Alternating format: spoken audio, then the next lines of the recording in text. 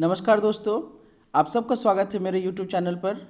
आज हम इस टॉपिक में एंशिएंट हिस्ट्री के जो फोर्थ वाला पार्ट है जनपद और महाजनपद, इसको समझने की कोशिश करेंगे। मैंने जनपद और महाजनपद को दो पार्ट में डिस्क्राइब करने की कोशिश की है। फर्स्ट पार्ट का जो टॉपिक्स है उसमें मैंने जिस चीज़ को डिस्क्राइब करने की कोशिश की है, फर्स्ट पार्ट के टॉपिक में मैंने जनपद, महाजनपद, rise of Magadha kingdoms, Haryanka dynasty. Basically Magadha kingdom में ये तीन ही छोटे किंगडम थे, हरण्यक डायनेस्टी, शिशुनाग डायनेस्टी और नंद डायनेस्टी, क्योंकि इसके बाद मौर्यंस आते हैं, फिर उसके बाद छोटे छोटे और भी किंगडम्स आते हैं, फिर उसके बाद गुप्ता किंगडम आता है जो हमारे एंशिएंट पीरियड का लास्ट पड़ाव है। इसके बाद हम लोग मेडिवल हिस्ट्री में घुस जाते हैं। आइए देखते हैं बेसिकली इस वीडियो में हम लोग को क्या क्या स्टडी करना है। आपको ज़रा सा फिर से रिवाइंड करा देते हैं कि एंशिएंट हिस्ट्री का जो पीरियड था वो 3500 BC से 600 AD तक था। इसमें हम लोग को एंशिएंट पीरियड में बेसिकली यही चार टॉपिक्स पढ़ने होते हैं। एक है स्टोन एज, दूसरा इंडस वैली सिविलाइजेशन, तीसरा वैदिक सिविलाइजेशन और चौथा है जनपद, महाजनपद एंड राइज ऑफ एम्पायर्स। चलिए आगे बढ़ते हैं टॉपिक की ओर। चलिए शुरुआत करते हैं जनपद, महाजनपद एंड राइज ऑफ एम्पायर्स में। इसमें हम लोग ये जानने की कोशिश करेंगे बेसिकली जनपद और महाजनपद का जो कॉन्सेप्ट है वो क्या है। तो the janapadas were the major kingdoms of Vedic India. ये वैदिक इंडिया के समय की बात है। And by 600 BC there were approximately 22 different janapada. तो 600 BC तक 22 डिफरेंट जनपद्स हुए, महाजनपद नहीं, क्योंकि महाजनपद का काउंटिंग 16 है। तो समय के साथ धीरे धीरे जनपद की जो संख्या था वो बढ़ने लगा। फिर धीरे धीरे वो जनपद जब बहुत ज़्यादा बड़े हो गए तो वो महाजनपद का रूप लेने लगे। इसी चीज़ को हम लोग पढ़ेंगे। With the development of iron, ये ध्यान रखने वाली बात है, with the development of iron in the parts of UP and Bihar the janapada become a more powerful and turn into mahajanapada. ये जो आयरन था, इसके पहले अभी तक ब्रोंज एज चल रहा था। तो ब्रोंज जो था ऑफ कोर्स वो मेटल है, बट वो आयरन की तरह इतना स्ट्रॉन्ग, ड्यूरेबल और लॉन्ग लास्टिंग नहीं है। हम ब्रोंज के एक्स से पेड़ वगैरह उतने आसानी से काट नहीं सकते हैं, लेकिन लोहे के एक्स से, लोहे के कुल्हाड़ियों से या लोहे से बने औजार से हम लोग बड़े बड़े पेड़ बहुत ही आसानी से काट सकते हैं और बड़े बड़े जंगलों को साफ करके उसको आइदर एग्रीकल्चरल लैंड या सेटलमेंट लैंड के रूप में इस्तेमाल किया जा सकता था या उनको कन्वर्ट किया जा सकता था। तो ये with the development of iron, और बेसिकली ये यूपी एंड बिहार में इसलिए हुआ क्योंकि यूपी एंड बिहार उस समय झारखंड में बिहार का एक पार्ट था जो आयरन डिपॉजिट का एक बहुत बड़ा सोर्स है। तो इन्हीं एरिया में जनपद बहुत ज़्यादा पावरफुल हो गए और वो धीरे धीरे महाजनपद का रूप लेने लगे। So basically there were 16 such mahajanapada during 600 BC to 325 BC. The Janpads were the major kingdoms of Vedic India. Aryans were the most influential tribes and they were called as Jans. मतलब आर्यंस को हम लोग जन कहते थे। and they gave rise to the term Janpad, where Jan means people and Pad means foot। मतलब जब लोग किसी एक जगह पर पैदल चलकर, पैर के ऊपर चलकर पैदल किसी जगह पर इकट्ठे होने लगे तो और सेटल होके रहने लगे, उस जगह को धीरे धीरे जनपद का नाम दिया गया। There were 2 types of states. इस समय तक जनपद का भी 2 ग्रुप था, एक मोनार्कियल था और दूसरा रिपब्लिकन था। तो रिपब्लिकन वाला कॉन्सेप्ट ये आज से नहीं है, वैदिक पीरियड से ही है हमारे पास। मोनार्कियल का मतलब होता है राजा का बेटा ही राजा होगा और कोई दूसरा राजा नहीं हो सकता है, जबकि रिपब्लिकन का मतलब है जो भी राजा होगा वो लोगों के द्वारा चुना जाएगा। वैसे भी रिपब्लिक का मतलब ही होता है गणतंत्र। That means the system which is run by the people. That means the people who are running the government, they were called as representatives and those representatives are elected by the people. जैसे मल्ला हो गए, वज्जी हो गए, कंबोजा हो गए and कुरु हो गए, ये रिपब्लिकन स्टेट्स थे। हमने महाभारत में कुरु का नाम सुना था। नेक्स्ट है मगध हो गया, अंग हो गया, काशी, गांधार, मत्स्य, ये मोनार्कियल था। तो कभी कभार एग्जाम्स में ये भी क्वेश्चन पूछा जाता है कि मल्ला वज्जी में किस तरह का एक गवर्नमेंट पाया जाता था, क्या वो रिपब्लिकन था या फिर मोनार्कियल था। और साथ ही साथ मगध अंग अंग देश आज के समय में बिहार और झारखंड है, गांधार हो गए, ये सब जगह मोनार्कियल टाइप का था। इनसे भी कभी कर क्वेश्चन पूछा जाता है। Among them Magadha, Vatsa, Avanti and Koshala were most prominent. ये बहुत बार कभी कभार बहुत बार ये बहुत सारे अलग अलग एग्जाम्स में कभी कभार ये क्वेश्चन पूछा गया है कि 16 महाजनपद में सबसे पावरफुल महाजनपद कौन कौन थे। तो उसमें याद रखिएगा मगध, वत्स, अवंती और कोशाला। और इन चारों में भी सबसे ज़्यादा पावरफुल मगध था। तो out of these four Magadh emerge as the most powerful kingdom. तो मगध के मोस्ट पावरफुल किंगडम में बदलने में सबसे बड़ा रीज़न क्या था? The causes of Magadha success, तो availability of rich iron deposit which were used in making weapons. तो मगध जिस एरिया में था, बिहार झारखंड के एरिया में, यहाँ पर आयरन ओर का बहुत ही बड़ा सोर्स डिपॉजिट है, जिससे आसानी से सिर्फ वेपन्स ही नहीं बनाए जा सकते थे, और भी बहुत सारी चीज़ें बनती थी उससे। Its location at the rich and fertile Gangetic plain, ये बहुत ही फर्टाइल और बहुत ही हाई क्वालिटी लैंड के ऊपर था, इसीलिए ये एग्रीकल्चरली बहुत ज़्यादा प्रॉस्पेरस था, और आयरन डिपॉजिट होने की वजह से ये मिनरली प्रॉस्पेरस भी बहुत ज़्यादा था।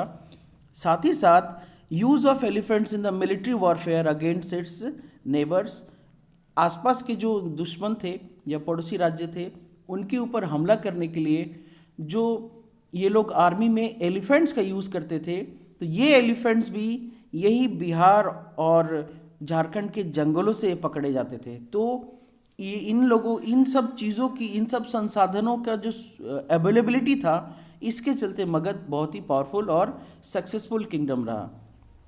और इसके चलते मगध पर राज करने के लिए बहुत सारे किंग्स हमेशा लगातार कोशिश करते रहे।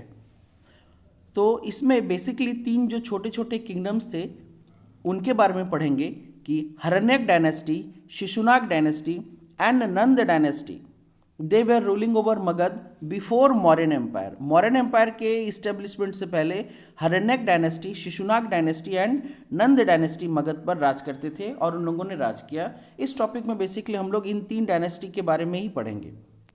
चलिए शुरू करते हैं। हरण्यक डायनेस्टी, तो हरण्यक डायनेस्टी में बेसिकली 2 ही राजा के बारे में पढ़ा जाता है। एक है राजा बिंबिसार और अजातशत्रु।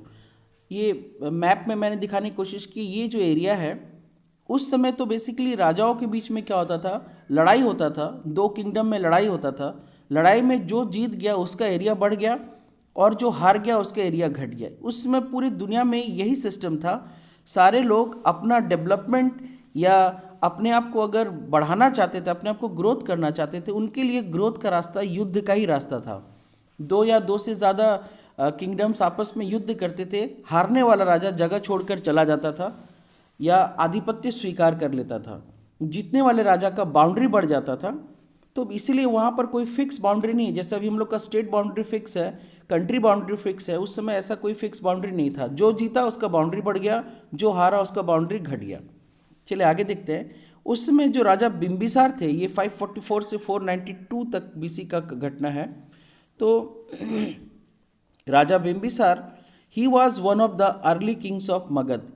अक्सर ये क्वेश्चंस में पूछा जाता है कि मगध पर राज करने वाले सबसे पुराने राजा का क्या नाम है, तो वो बिंबिसार है। कंफ्यूज नहीं होइएगा। एक्सटेंडेड हिज किंगडम टू अंग इन द ईस्ट, अंग देश तक इनका किंगडम फैल गया। And he belongs to Haryanka dynasty. बहुत बार ये पूछा जाता है राजा बिंबिसार किस डायनेस्टी से बिलोंग करते थे, तो answer will be Haryanka dynasty. And his capital was Rajgir. उन्होंने राजगीर को ही अपना कैपिटल बनाया था। मैं बता दूं, राजगीर को कैपिटल बनाने का सबसे बड़ा रीज़न ये था कि राजगीर 5 पहाड़ों से घिरा हुआ है। And he was imprison by his son Ajatashatru. ये बहुत बार क्वेश्चन पूछा गया है कि बिंबिसार को जेल में डालने वाले व्यक्ति का क्या नाम था, तो वो उनका अपना ही पुत्र था जिसका नाम था अजातशत्रु। ये 492 से 462 तक राज किए हैं और ये मतलब बहुत ही ज़्यादा एग्रेसिव थे। इनके पिता बहुत ही ज़्यादा मतलब काइंड हार्टेड और एक नोबल मैन थे। तो उनका जो राज करने का तरीका था इनको पसंद नहीं आया और इन्होंने अपने पिता को बंदी बना लिया और बंदी बनाने के बाद उनको मार दिया and killed his father and become the king. मारने के बाद ये गद्दी पर बैठे and he follow the aggressive policy of expansion. एकदम मार काट खून खराबा जोर जबरदस्ती सख्ती वाला ही पॉलिसी को अपनाए और अपने किंगडम को फैलाए। और इन्होंने ही अपने जो कैपिटल था, राजगीर जो कैपिटल था, उस कैपिटल को पाटलिपुत्र तक ले गए। पाटलिपुत्र आज के डेट में पटना है। ये भी एक क्वेश्चन बनता है कि किस प्रथम राजा ने मगध के जिन्होंने राजगीर से राजधानी को पाटलिपुत्र में बदल दिया, तो वो था Ajatashatru.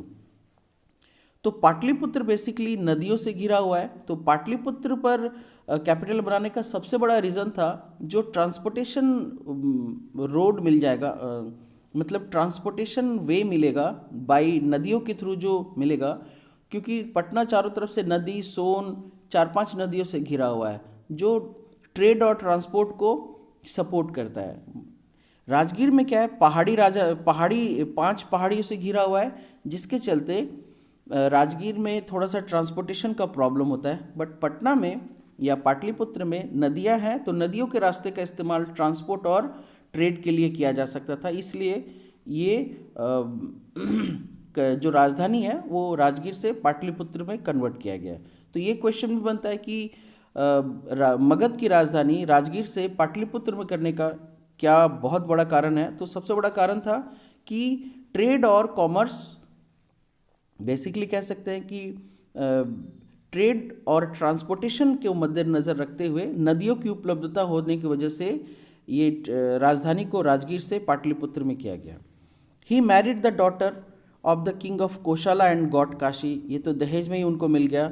And he fought with Vajji for 16 years, Vajji से इन्हें ये लगातार 16 साल तक युद्ध करते रहे। यही इनके बारे में फेमस बातें थी। और इसके बाद शिशुनाग डायनेस्टी आए। तो Shishunaga dynasty it was founded by Shishunaga, उनका नाम ही शिशुनाग था, and he was an official of Haryanka dynasty. Shishunaga जो थे वो हरण्यक डायनेस्टी के एक ऑफिशियल थे, वह उसी में डायनेस्टी में काम करते थे ऑफिस में। And he was the founder of Shishunaga dynasty, इन्होंने शिशुनाग डायनेस्टी को बनाया, इस्टेब्लिश किया। He was made king by the people who were revolted against the Haryanka dynasty. जाहिर सी बात है अजातशत्रु का जो रूलिंग था वो काफ़ी अनपॉपुलर था लोगों के बीच में और जो ऑफिशियल्स थे उनके बीच में भी।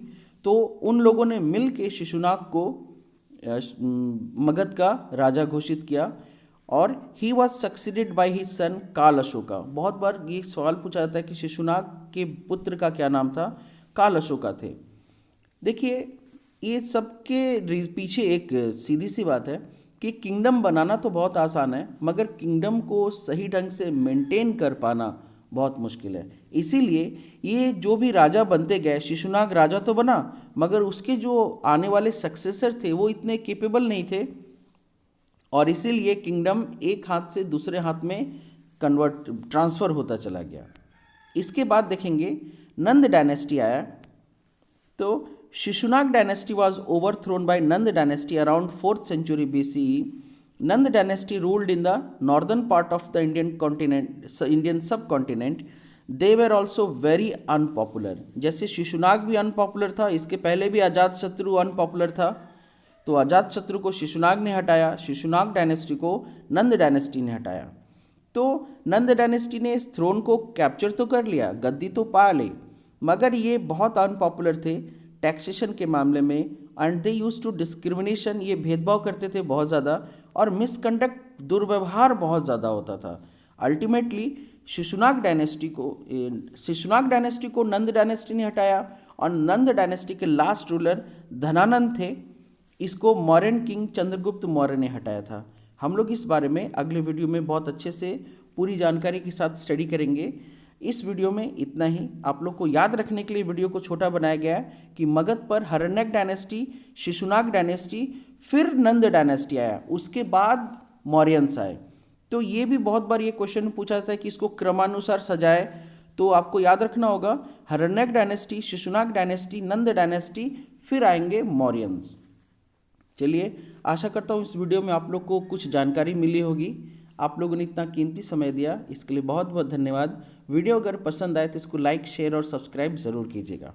जय हिंद।